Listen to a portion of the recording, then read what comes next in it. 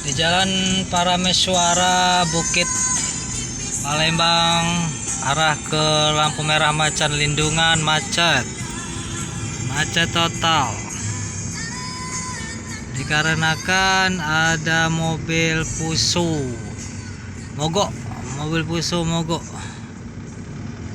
di tengah-tengah jalan. Nah, pusunya plat BE 8285 YI mogok tengah jalan, macet total. Jalan Parameswara, arah ke lampu merah Macan Lindungan, sudah diamankan oleh polisi.